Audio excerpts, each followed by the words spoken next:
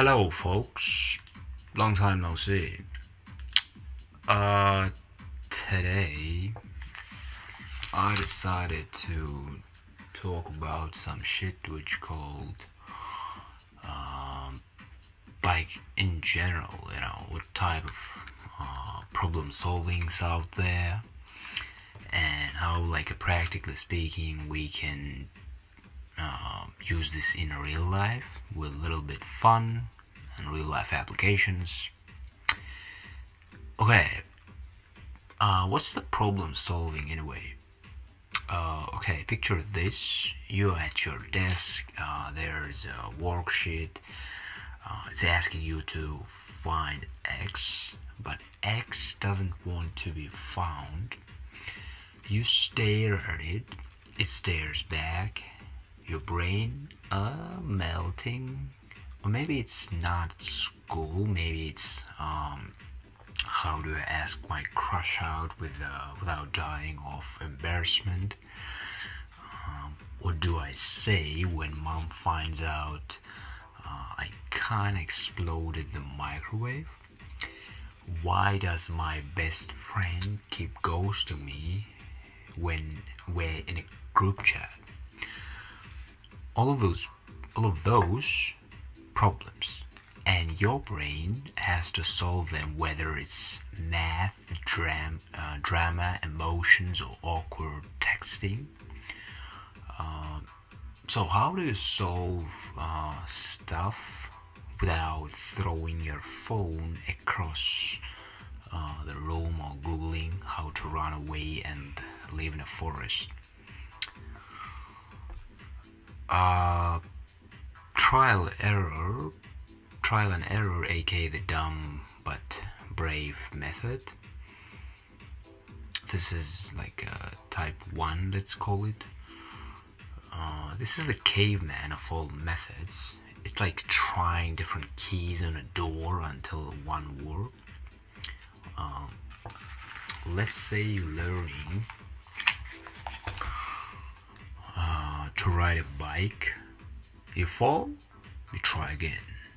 You learn to far left, you adjust. That's trial and error. No planning, just vibes.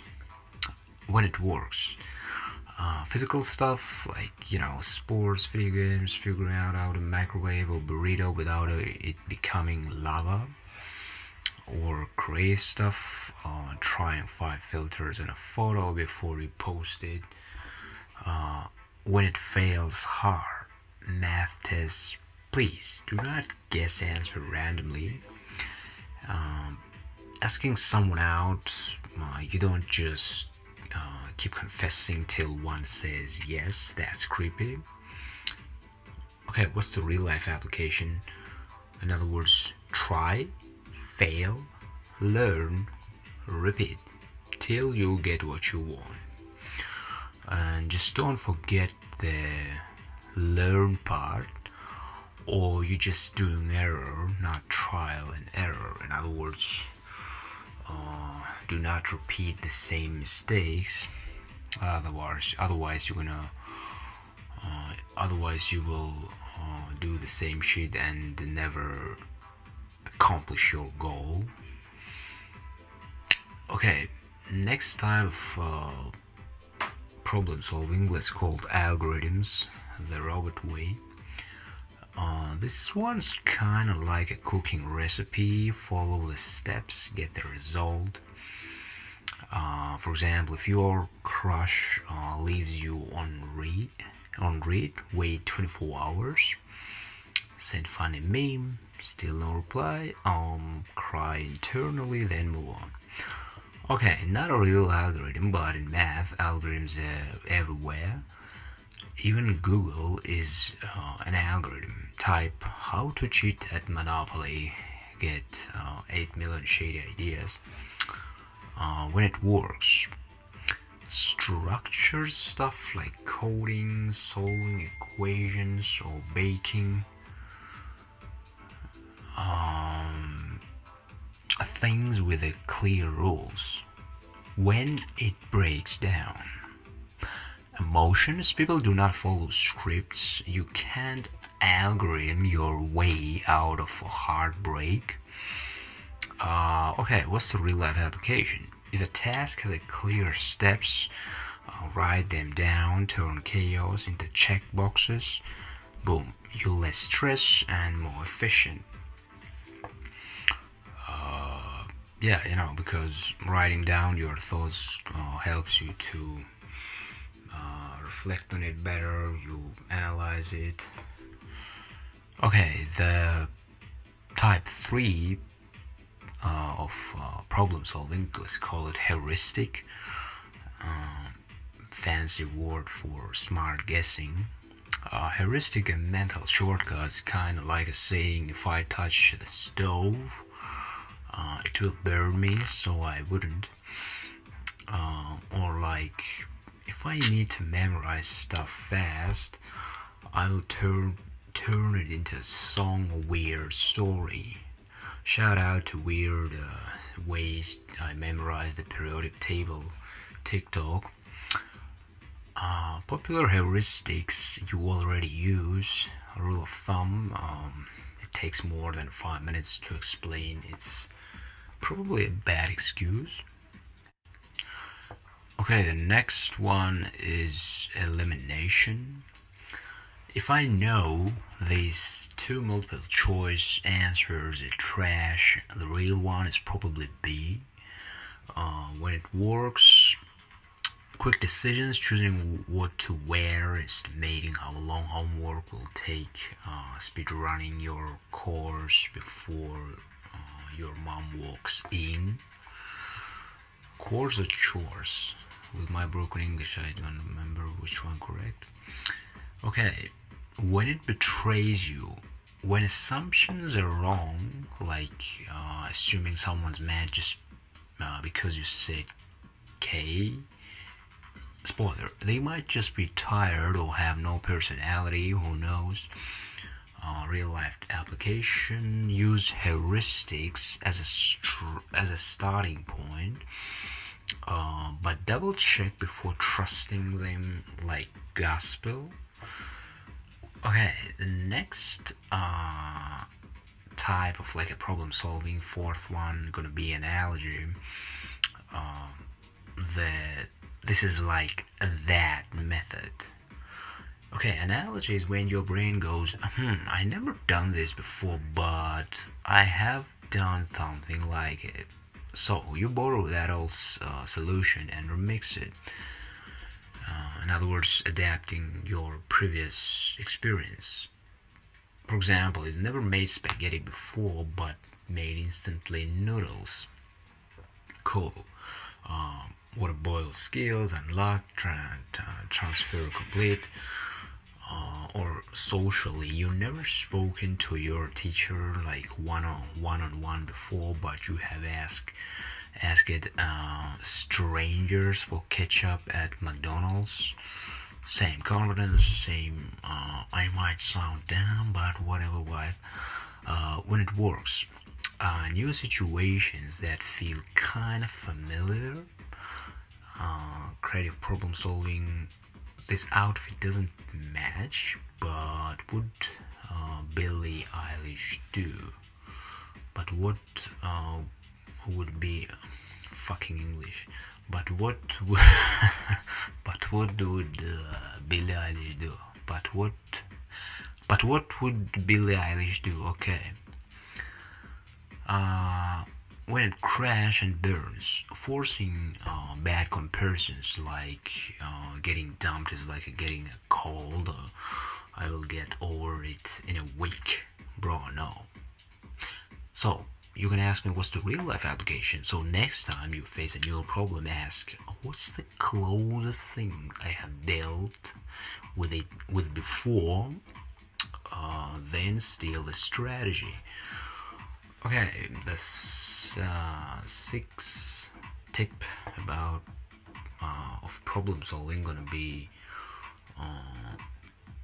why we freeze and panic sometimes. Okay, let's be real. Even if you know the method, sometimes your brain just shuts down. So why? Three main reasons. First of all, too many choices, like AK brain buffet, overload. Ever open Netflix and scrolls for 40 minutes without watching anything? That's a choice paralysis. But officially, I guess it's called analysis paralysis, but yeah, the same meaning. Your brain gets tired of picking. Or official meaning of analysis paralysis also got the same meaning in terms of analysis. Analysis paralysis means when we cannot move on and constantly thinking about some problem instead of thinking about a solution. Okay, the second reason, fear of failing. You don't even start the problem because you think you'll mess up. Classic anxiety move. No clear goal. Third one, if you don't know what air quotes done looks like, your brain is like, nah, not today. So, real life fix. Limit choices. Do not try to be perfect. Pick one solution and test it. In other words, do not wait the perfect result. Just do stuff, and that's okay that you're making mistakes, and that shows that you doing something instead of waiting the perfect moment. Okay, the next one about shrink the task. Do not say I will finish the whole project. Say I will open the dock and write one line. Take breaks. Tired brains solve nothing. Hydrate, breathe, scroll memes for a bit if you must. Yeah, in other words, take this life principle. Work, chill, because constant working not good for your health, for your brain, and you will die. Okay. The second tip for problem solving, let's call it build your problem solving toolkit without being a nerd. Let's make a toolbox. Here's what goes in it. Checklist thinking. Break the big task into steps. Feels less scary. Then worst case lens. Ask what's the actual worst that could happen, and 90% of the time it's not even that bad. Okay, then ask your dumb questions. They're never dumb, they're just secretly smart. Yeah, it's actually a good way to politely offend someone. Instead of saying you dumb, just say he's just secretly smart. Okay, a little bit off topic. Again, ask your dumb questions. They never dumb, they just secretly smart. Ask away always. Okay, steal from your past. What worked before, use it again. Phone a friend. Solving with others. Equal to the shortcut to clarity and maybe snacks. So, closing story, the time I fixed a crisis with a whiteboard and cookie. So one time I was stuck on a group project, 2 people ghosted, 1 person sent me 16 angry texts. I had 12 hours, I panicked, then I grabbed a whiteboard, drew a sad stick figure of me, wrote 3 main tasks, bribed the 1 responsive teammate with a cookie. Long story short, broke the problem into chunks, assigned 1 person, used trial and error on the presentation part. Heuristic, add memes, equal teachers love, higher grade. We passed with a meme of Shrek on a slide 3. So what's the moral of the story? Problem solving isn't about being smart, it's about being scrappy. happy, chill, and trying stuff on purpose. So let's wrap up. That's it for today, problem solvers. Whether you're battling schoolwork drama or just figuring out how to look cool while carrying a backpack and iced coffee, your brain has tools.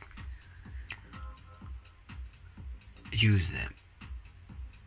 So, thank you for listening, and if you like it, let me know in comments if you like it or hate it. And thank you for listening. See you next time.